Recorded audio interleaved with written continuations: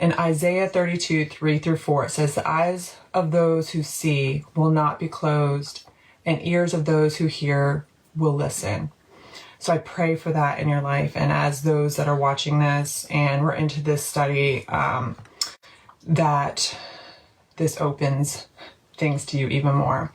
So I wanted to share that because I think as I share, some of you may say, I don't think God has ever given me a promise. So when we get into scripture, his promises begin to stand out to us and speak to us. So I hope as I share these scriptures and different things that it will speak to you personally. And so the first verse I want to start with is Isaiah 43:1. It says, do not fear, for I have redeemed you. I have called you by your name. You are mine. When you pass through the waters, I will be with you, and the rivers will not overwhelm you. When you walk through the fire, you will not be scorched, and the flame will not burn you. As I was reading Isaiah, because I've been going through the whole thing almost to the end of Isaiah, I've been reading tons and tons of it. I was reading and it says daughter of Zion. So I looked it up and I wanted to be more clear about what it says in scripture about it. So the meaning is Zion means Jerusalem and later Israel as the people of God. Daughter of Zion does not refer to a specific person, but it is a metaphor for Israel and the loving, caring, patient relationship God has with his chosen people. So in Isaiah, there was a lot of prophetic things and promises and what God's going to do. And so that's why I wanted to kind of share that, because that really stuck out to me was daughter of Zion, because it's not just a specific person. It is for everyone. It is for the loving, caring, patient relationship God has with his chosen people. So as I was going through scripture, a lot of what I saw was, do not fear, I will help you.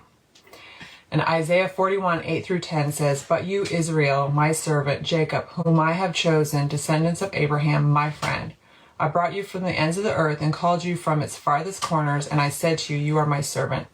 I have chosen you. I haven't rejected you. Now I'm saying this because this is promises to all his people. Through scripture, you'll read promises that he's given these people, but there's words that are for all that come along, all who accept Jesus, and those promises he gives to us. Because he has chosen us and he will not reject us. 10 says, do not fear, for I'm with you. Do not be afraid, for I'm your God. I will strengthen you. I will help you. I will hold you with my righteous right hand. That is one of my favorite verses. I actually have it on my arm.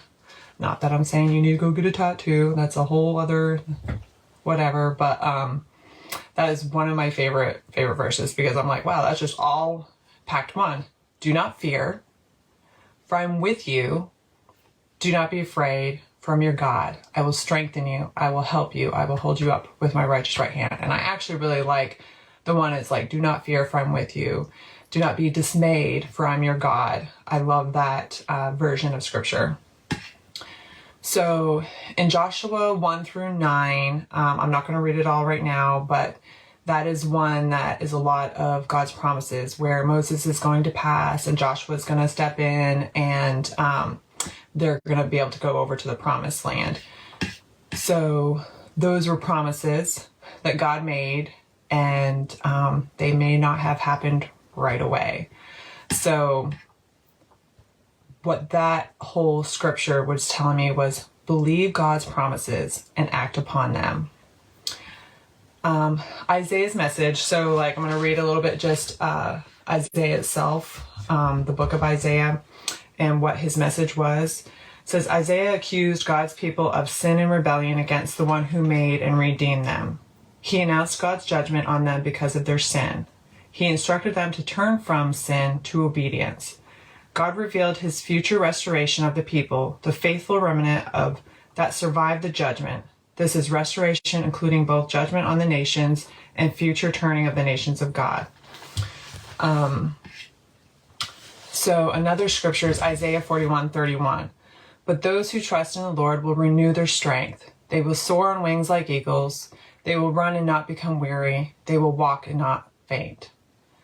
Isaiah 54:10. The reason why I'm just sometimes I read just a little bit of scripture, but I think so much of the scripture is so powerful that I want to read it out loud to you so that like it speaks to you. And I will post, all the notes and everything underneath so you can actually sit and meditate on them yourself later. So Isaiah 54:10. Though the mountains move and the hills shake, my love will not be removed from you, and my covenant of peace will not be shaken, says your compassionate Lord. Isaiah 40:28 through 31. Do you know? Have you not heard? The Lord is the everlasting God, the creator of the whole earth. He never becomes faint or weary. There's no limit to his understanding. He gives strength to the faint and strengthens the powerless. Youths may become faint and weary, and young men stumble and fall. But those who trust in the Lord will renew their strength. They will soar on wings like eagles. They will run and not become weary. They will walk and not faint. I'm really hoping these scriptures are opening up to you and becoming real. When you feel faint or weary, remember what God has done in the past. See what he's done in scripture, the promises, the miracles, his faithfulness. Isaiah 25:1. Lord, you are my God. I will exalt you. I will praise your name. For you have accomplished wonders, plans formed long ago with perfect faithfulness. For you have accomplished wonders, plans formed long ago with perfect faithfulness. Psalm 77:11 says, I will remember the Lord's works. Yes, I will remember your ancient wonders. I will reflect on all that you have done and meditate on your actions. And I like how the NIV says, it says, I will remember the deeds of the Lord. Yes, I will remember your miracles of long ago. I will consider all your works and meditate on all your mighty deeds. Has God given you personal promises? Not problems. Yeah, we get them too. Has he given you personal promises? And you're in a time of feeling faint and weary, remembering if you are not seeing is yet, like you're not seeing it, but he is still at work. Do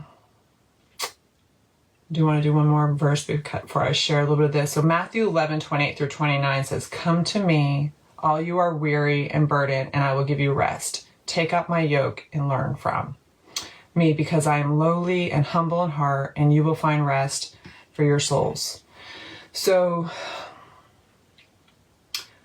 in my life, God has given me promises. And this is why, like, when I look to this, I have to remember the promises of long ago that he has shared with me. And that, just like Moses and Joshua, like those promises were a long time, but they wandered and they walked a long time, and Joshua take over before like they actually went into the promised land.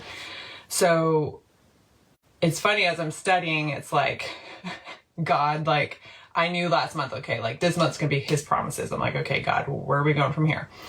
And what scriptures? And he brought me to Isaiah. And as I was in all this, I was like, well, I'm gonna be a little transparent, as meaning like God has put some promises in my past of reminding me of like what is to come. But I'm like, I'm trying to work all my words of, because this isn't like what's written. It's actually like what God has done in my life. So God has given me some promises in my life, for my family, and for others. And I've seen God move in ways where I'm like, God, you're doing something. This is so awesome. But then I see where it's almost like it's reversing of what I saw moving forward that he was doing. And I'm not going to lie, like I was getting discouraged. I'm like, Lord,